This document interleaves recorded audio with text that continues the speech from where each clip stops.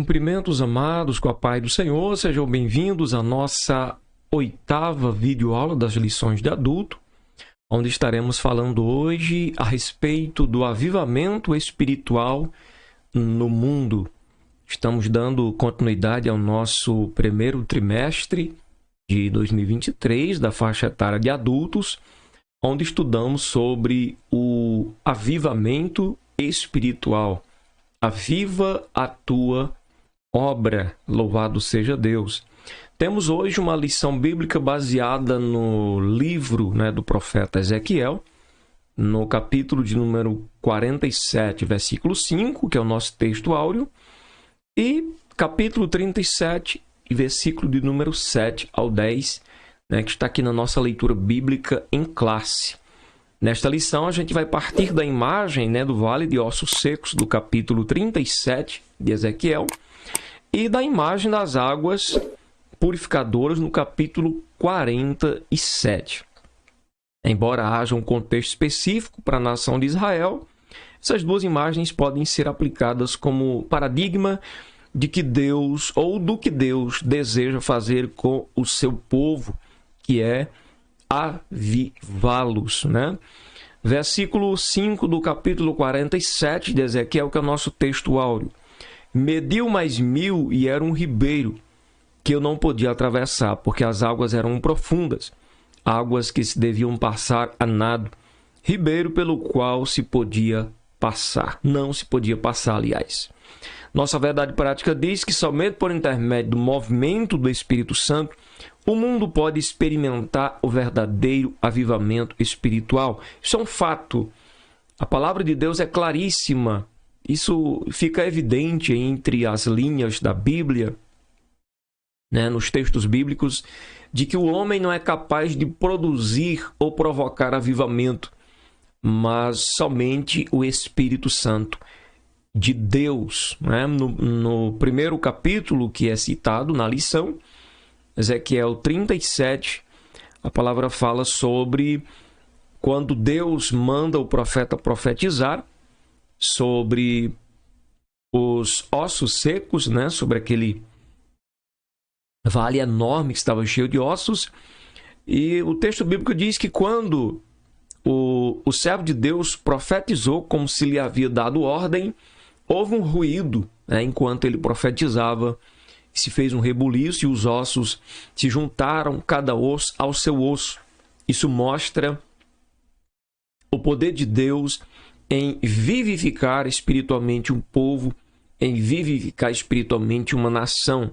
No caso de Israel, temos um cumprimento aí de que tanto Israel seria levantado como nação novamente, como também seriam vivificados espiritualmente. E o nosso Deus é poderoso para fazer. Já em Ezequiel capítulo 47, nós temos aqui a palavra profética, a profecia falando sobre uma torrente de águas, um rio que surgia ali de debaixo do umbral da casa para o oriente. A face da casa olhava para o oriente, as águas vinham de debaixo, desde a banda direita da casa, da banda do sul do altar. E é quando aquele homem que estava mostrando aquela visão, saiu aquele homem ali para o oriente, tendo na mão um cordel de medir, mediu 1000 côvados, o equivalente aí a 450 metros, e fez que o profeta passasse pelas águas que davam nos tornozelos, mediu mais 450 metros as águas que davam pelos lombos, pelos joelhos, aliás, depois pelos lombos, e depois já não se passava senão a nado. Então, águas que vivificam, águas que por onde passava, fala-se o texto de uma multiplicação de peixes, da criação, nascimento ali, criação de árvores, enfim, águas que vivificam. Então, nossa lição fala sobre avivamento espiritual no mundo.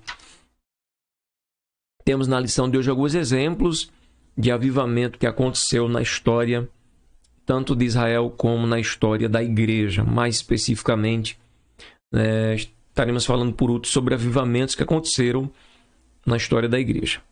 A introdução mostra que o que Deus fez no tempo de Ezequiel ainda pode fazer atualmente. Ele produziu avivamentos em várias partes do mundo, notadamente nos séculos 18 e 19. No século 20 também contemplamos um grande avivamento por intermédio do movimento pentecostal. Cremos que antes da vinda de Jesus para arrebatar a sua igreja, Deus pode despertar um grande avivamento mundial. Nesta lição, a partir de Ezequiel 37 e 47, estudaremos os avivamentos espirituais que ocorreram no mundo. Nosso primeiro tópico: o avivamento no tempo de Ezequiel. O profeta Ezequiel alertou o povo a respeito dos duros juízos de Deus contra a desobediência e a apostasia de Israel. Isso é encontrado em Ezequiel 6 e Ezequiel 8, logo no início, e Ezequiel capítulo 9. Diante de tão grande calamidade espiritual, o Senhor teve misericórdia, poupou o povo da destruição total e restaurou a nação eleita, como está escrito em Ezequiel 36 e verso 21. Mas eu os poupei por amor do meu santo nome, que a casa de Israel profanou entre as nações para onde foi. Nosso segundo subtópico fala sobre o Vale de Ossos. O profeta Ezequiel recebeu uma visão a respeito do Vale de Ossos Secos. Essa visão era uma representação do estado espiritual do povo de Israel. Para esse povo, Deus ordenou a Ezequiel profetizar sobre os ossos secos. Havia uma promessa ali de um grande avivamento nacional. É o que aparece no versículo 3 do capítulo 37. Depois de profetizar, Ezequiel contemplou um grande milagre em visão. Está escrito que ele profetizou, né? Como Deus havia dado ordem. Então o Espírito entrou neles e viveram e se puseram em pé, um exército grande em extremo. Era a chegada de um grandioso avivamento espiritual sobre a nação de Israel. Terceiro subtópico, o rio das águas purificadoras. No capítulo 47, o profeta Ezequiel viu um homem que possuía um cordel de medir nas mãos, com o qual mediu uma distância de 1000 côvados, fez o profeta passar pelas águas, que chegavam em seus tornozelos. A cada etapa de 1000 côvados, o profeta Ezequiel andava nas águas do rio pelos joelhos, pelos lombos e, por fim, a nado. Ele já se sentia mais distante do solo. Era um rio que causava muita produção na agricultura, na piscicultura e daria vida em tudo por onde passasse. Era o grandioso avivamento que Israel haveria de experimentar pela misericórdia de Deus. Que podemos dizer então?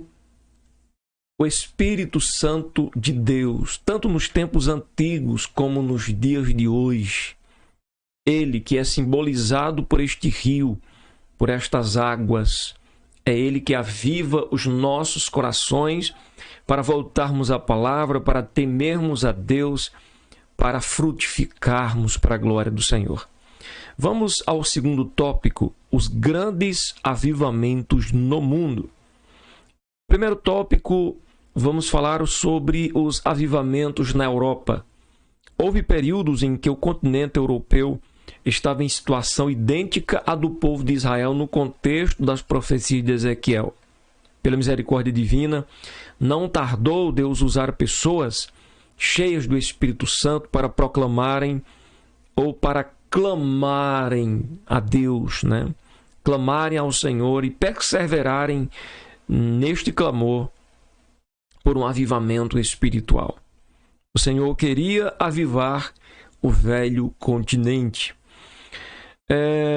Na Alemanha, por volta de 1722, o conde Zinzendorf liderou os morávios num fervor missionário que se espalhou pelo continente europeu e chegou à América. Com sua ênfase na religião do coração, houve um grande despertamento na busca do poder de Deus, principalmente voltado para as missões mundiais. E o que me chama a atenção na história dos cristãos morávios é que nem sempre foi assim. Houve uma perseguição sobre os cristãos na época, e estes cristãos foram acolhidos aí, por este cidadão, o conde Zinzendorf. Ele separa ali uma propriedade, um terreno pouco grande, onde deu para construir ali algumas casas e formou-se uma comunidade de cristãos. Cristãos de confissão luterana, cristãos de confissão de outros, como, por exemplo, o Calvino, enfim. E havia ali diferenças doutrinárias entre esses grupos, o que gerava muita discórdia entre eles, muitas discussões, muitos desentendimentos. Não havia aquela unidade entre os cristãos. Foi quando esse cidadão, este conde, chegou até aquele grupo, houve ali uma convocação para uma mudança, foi pregado a respeito do amor, que os cristãos deviam viver o amor e deixar para trás as diferenças.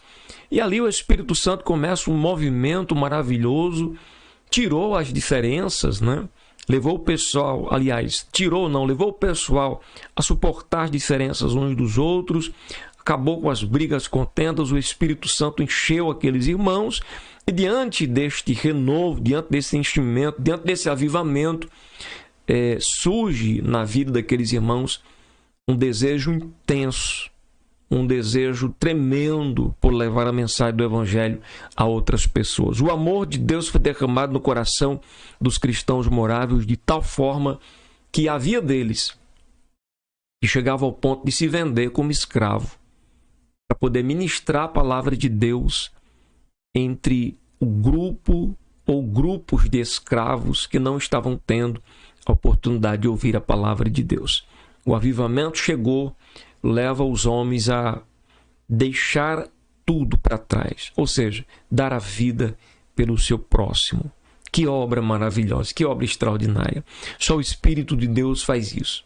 Nos leva a pensar mais no bem do próximo do que no nosso próprio bem pessoal. Bem, vamos falar agora um pouco sobre o avivamento na Inglaterra. Por volta de 1740, John e Charles Wesley e George Whitefield atuaram com grande fervor espiritual, buscaram o poder de Deus, a unção do Espírito, e pregaram contra o formalismo sem poder das igrejas daquele tempo. Um grande avivamento desceu sobre a nação inglesa. Foi algo grande, foi algo extraordinário. Surgiu ali pessoas avivadas, a obra de Deus caminhou, muitas vidas também transformadas e muitas vidas salvas. E até hoje, esta obra está espalhada pelo mundo. Terceiro, no país de Gales, Evan Roberts, um adolescente de 13 anos, reuniu seus colegas e lhes falou da visão que recebera de Deus num domingo, dizendo que enviaria um avivamento, mas todos precisavam abandonar a prática do pecado. São duas coisas que não andam juntas. Se há avivamento, há abandono da prática do pecado. E se nós desejamos uma vida mais próxima de Deus, mais envolvidos com Deus, com certeza devemos abandonar a prática do pecado, porque é a única coisa, de fato, capaz de separar o homem de Deus é o pecado. A prática do pecado realmente separa, independentemente de quem quer que seja essa pessoa. Foi tão grande o impacto daquela visão de Deus que por volta de 1904, 1905, o avivamento começou a espalhar-se pela cidade, pelo país, e alcançou muitos países do mundo. Agora, vamos falar sobre o avivamento nos Estados Unidos. Deus também queria avivar os Estados Unidos da América. Por isso, houve vários avivamentos na grande nação americana. Charles Grandison Finney foi usado por Deus para um grande despertamento espiritual. Teve grande influência de G. Campbell Morgan, do movimento de vida profunda, que pregava um viver pleno da presença de Deus contra uma vida morna que dominava muitas igrejas evangélicas daquele tempo. Olha que coisa importante, não? O que esse cidadão pregava? Pregava um viver pleno na presença de Deus, quer dizer, Deus estava no centro das prioridades do ser humano, segundo a pregação dele, né? E nunca deveria ser o contrário. As coisas materiais passageiras no centro e Deus ali quando eu precisar dele. Não, se nós queremos um avivamento espiritual, nós precisamos dar lugar para Deus, colocá-lo em primeiro lugar em nossas vidas. Terceiro subtópico, raízes do avivamento pentecostal. No ano de 1900, Charles Fox Parham, obreiro leigo e pregador itinerante, resolveu fundar o chamado Movimento de Fé Apostólica, com o propósito de preparar obreiros leigos para evangelizar. Fundou o Instituto Bíblico Bethel College, na cidade de Topeka, no Kansas, Estados Unidos. Os alunos estudaram Atos 2 e, a partir desse estudo, foram batizados no Espírito Santo. Estudaram, creram, buscaram a Deus, receberam um revestimento de poder. A promessa de Atos alcançou a vida daqueles estudantes. Abrindo aqui um parêntese, falando sobre estudantes da Bíblia, por que não lembrar de estudantes de teologia? O que a gente aprende com alguns homens piedosos que ensinam teologia. Teologia sem envolvimento com Deus perde a real essência da teologia. Porque estudar teologia não podemos pensar que seja algo do tipo apenas estudar sobre Deus, porque é impossível estudar sobre Deus, mas é buscar um relacionamento com Deus, é buscar conhecer a vontade dele para as nossas vidas, buscar viver esta vontade. Quando isso acontece avivamento. Amém? Nunca devemos sentar no banco de uma faculdade ou em frente a um computador para fazer um curso teológico online pensando apenas em se encher de conhecimento. Nós precisamos mesmo se encher do Espírito Santo. Ora, quando nos enchemos do conhecimento com temor e ao mesmo tempo cremos, e desejamos colocar isso em prática, buscamos colocar isso em prática e o Espírito Santo nos enche, aí sim é uma obra completa. Em 1901, em Houston, Texas, o pastor negro, filho de escravos da Louisiana, William Joseph Seymour, pertencente a um grupo chamado Grupo de Santidade, foi atraído pelo movimento da fé apostólica, iniciado por Parham. Ali foi batizado no Espírito Santo com evidência das línguas estranhas. Esse ano de 1901 é considerado o ano inicial do movimento pentecostal moderno. Em 1906, Seymour se transferiu para a Califórnia. Ali começou a pregar a mensagem pentecostal na sua própria casa, na Bonnie Brae Street, 216. As reuniões atraíam tantas pessoas que o prédio não comportava todos. Procurando um novo prédio, Seymour descobriu um salão retangular que estava abandonado na rua Azusa, número 312, em Los Angeles, onde fundou a Missão Evangélica da Fé Apostólica. Ali começou o denominado avivamento pentecostal do século XX, que impactou o mundo inteiro. Foi algo assim extraordinário. E ainda hoje se fala sobre o avivamento na rua Azusa. Era algo muito lindo, muito belo, Terceiro tópico. Os avivamentos mudam a história. Impactos no mundo. É consenso entre os estudiosos a informação de que os maiores avivamentos no mundo trouxeram impactos profundos na política, na economia e na cultura. Poderíamos citar inúmeros exemplos, mas fiquemos com um que ocorreu entre os pentecostais nos Estados Unidos da América. No contexto da tragédia do racismo naquela nação, mesmo entre igrejas históricas, foi possível contemplar vítimas de séculos de conflitos raciais, cultuando ao Senhor, falando em línguas estranhas e se alegrando no Espírito Santo. Só um verdadeiro avivamento espiritual remove o pecado da divisão de quaisquer espécies. Ou seja, nesse tempo, um jovem negro não poderia estudar teologia junto com jovens brancos. Quando cai o avivamento espiritual sobre eles, brancos e negros adoravam juntos, cantavam juntos, falavam em novas línguas juntos, porque o Espírito Santo destrói a barreira da separação. É isso que ele faz na vida do homem, é isso que ele faz na vida da mulher. É estranho se pensar alguém cheio do Espírito Santo que não consegue olhar com bons olhos para o seu próximo. É estranho pensar em alguém cheio do Espírito Santo que não consegue respeitar o seu irmão, a sua irmã, por causa da sua classe social, por causa que o seu próximo não tem um nível intelectual como ele, por causa que o seu próximo tem a cor da pele diferente dele. É estranho pensar, porque o Espírito Santo, a primeira coisa que ele derrama no coração do ser humano quando ele está por dentro, presente, é o amor, e o amor joga por terra as barreiras. Então, isso é pleno, é belo. Como precisamos de um avivamento para que as barreiras que existem entre nós hoje, todas venham cair por terra. Segundo, a geração depois dos avivamentos. Também é consenso que em várias partes do mundo, os avivamentos provocaram mudança nas igrejas. Mas, infelizmente, não perduraram. Em muitos lugares a chama se apagou. Os instrumentos de Deus que incendiaram nações passaram, e seus sucessores não tiveram o mesmo ímpeto em manter o fogo aceso. Ora, o Deus de John Wesley, o Deus de Charles Finney, o Deus de William Seymour, é o mesmo, não mudou.